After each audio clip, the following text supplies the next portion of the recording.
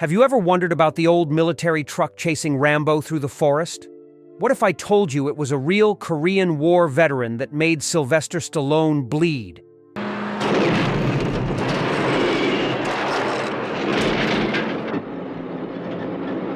This rugged workhorse hides incredible secrets even action fans don't know. Number 20. The M37 was a Korean War-era military truck. The Dodge M37 wasn't just any truck.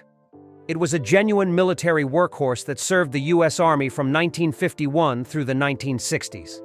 Designed as a 3/4-ton cargo truck, it saw action in Korea and early Vietnam.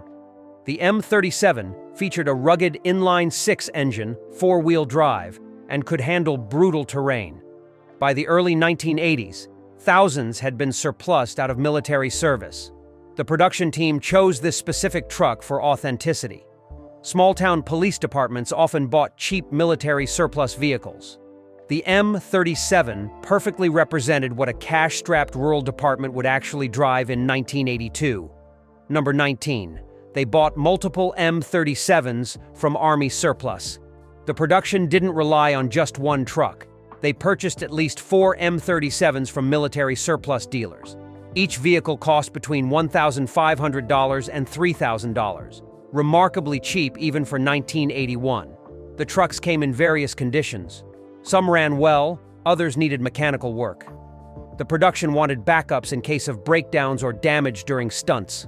Filming in remote British Columbia locations meant they couldn't risk being stranded without a working vehicle. Each M37 received the same paint scheme and police markings. This fleet approach ensured filming could continue regardless of mechanical failures. It was practical thinking for a production shooting in challenging wilderness conditions. Number 18. The truck was nearly 30 years old during filming. When First Blood filmed in 1981, the M37s were approximately 25 to 30 years old. Using genuinely aged vehicles added authenticity the production valued. A small-town police department wouldn't have new equipment. They'd make do with whatever they could afford. The M37's age showed in its worn condition and mechanical quirks. This wasn't Hollywood prettification. These were real working trucks that looked their age. The vintage aspect also helped period correctness. The film is set in a timeless rural America where outdated equipment makes sense. Modern vehicles would have felt wrong. The aged M37 perfectly captured the struggling, resource-starved law enforcement agency Sheriff Teasel commanded. Number 17. Sylvester Stallone. Did his own driving in most scenes. Stallone insisted on authenticity and performed much of his own driving. He wanted genuine reactions and real tension on screen. The actor had some experience with vehicles, but wasn't a trained stunt driver. Insurance companies were nervous about their star driving in dangerous sequences. Stallone argued his performance would be better if he was actually behind the wheel. He drove in many chase scenes through the forest. The close-up shots of Rambo at the wheel are genuinely Stallone driving. For the most dangerous stunts, professionals took over. But Stallone's commitment to realism meant he spent significant time actually piloting the M37 through rough terrain and tight situations. Number 16. The National Guard scene used real guardsmen. The climactic National Guard sequences featured actual Washington State National Guard members. They weren't actors playing soldiers. They were real guardsmen with their actual equipment and vehicles. The production coordinated with military authorities for this cooperation. Real M37s, M35s, trucks, and military gear appeared on screen. The guardsmen knew how to operate everything authentically. Their movements, radio procedures, and tactical approaches were genuine military behavior. This cooperation saved the production money on extras and equipment rentals. More importantly, it gave those scenes undeniable authenticity. The military presence feels real because it was real. This collaboration between Hollywood and the National Guard created some of the film's most believable sequences. Number 15. The truck's canvas top was modified for camera angles. The M37's canvas cargo cover presented filming challenges. The military spec top blocked camera views into the truck bed. The production modified several canvas tops with removable sections. Panels could be quickly detached for different camera angles. Some scenes required shooting from above into the truck bed. Other shots needed side access for lighting equipment. They created modular tops that looked authentic, but provided filming flexibility. Different M37s had different top configurations depending on scene requirements. One truck might have a complete top, another a partially open one. Maintaining continuity across these variations required careful tracking. The canvas modifications were invisible to audiences, but crucial for the cinematography. Number 14. One M37 was deliberately crashed into a gas station. A major stunt involved crashing an M37 directly into a gas station.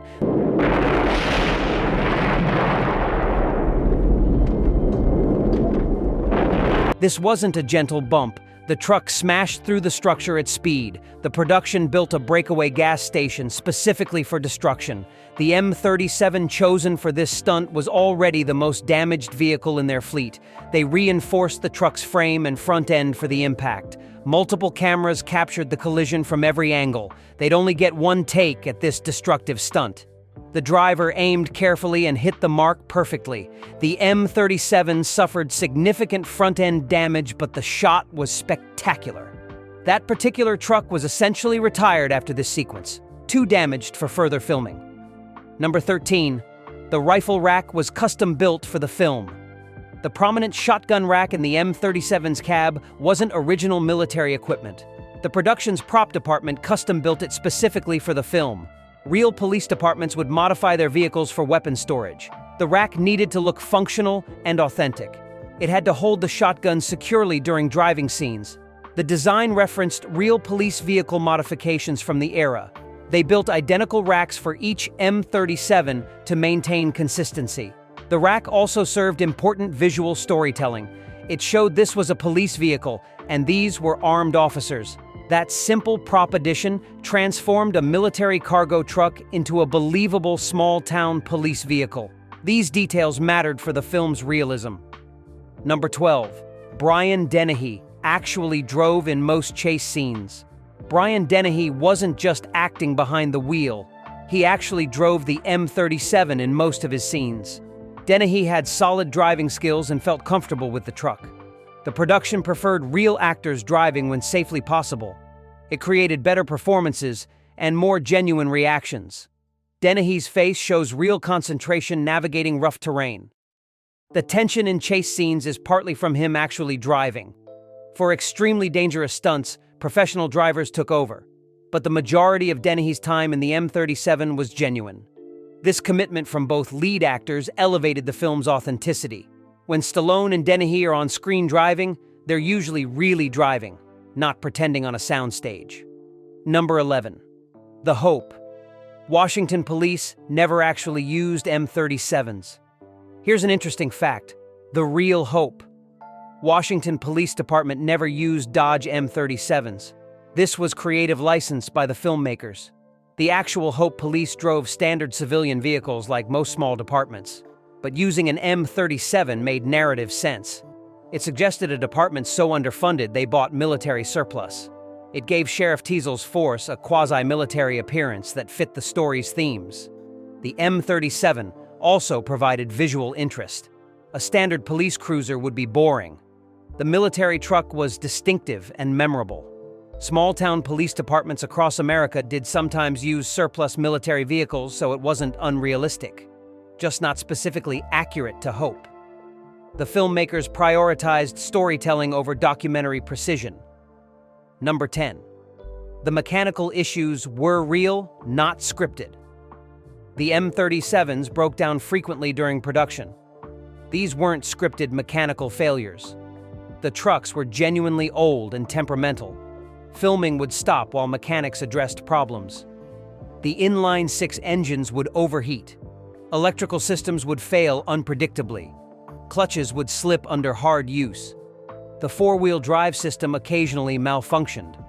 These delays frustrated the production schedule. But director Ted Kotcheff sometimes incorporated real mechanical struggles into scenes. If a truck was running rough, that roughness appeared on screen. The authentic mechanical unreliability actually enhanced realism. These vehicles genuinely felt old and worn out because they were. Modern picture vehicles are meticulously maintained.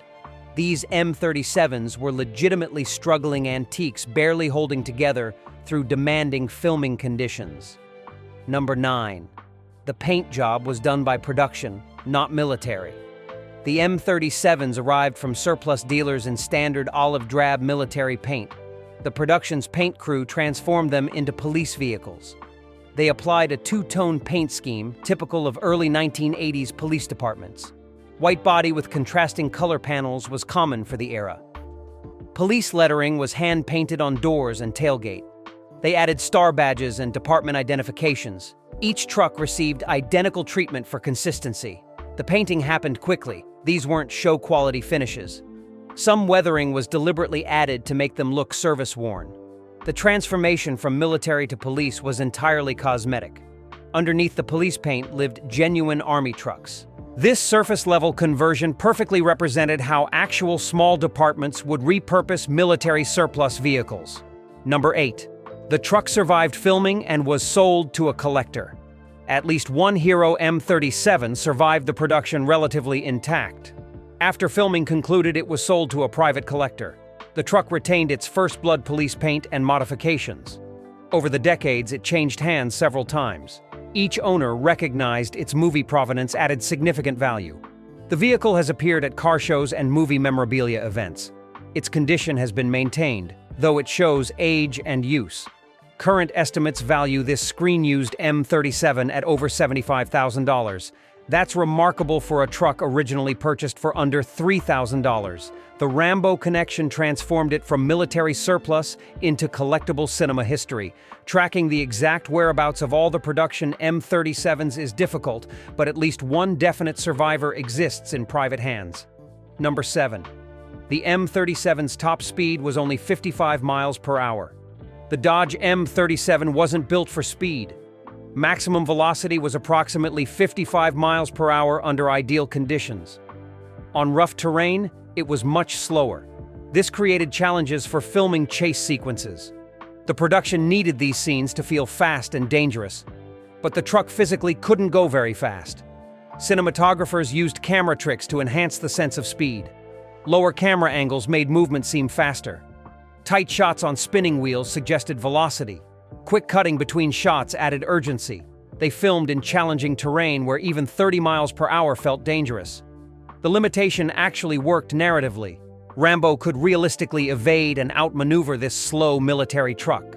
A faster modern vehicle would have caught him easily, breaking the story's plausibility. Number 6. Real loggers were hired to drive logging trucks. The film's logging truck sequences featured genuine professional loggers. These weren't stunt drivers pretending to haul timber. They were real logging truck operators who knew their vehicles intimately. The production filmed in British Columbia's active logging regions. Local logging companies cooperated, providing trucks and drivers. These professionals could navigate the dangerous forest roads safely.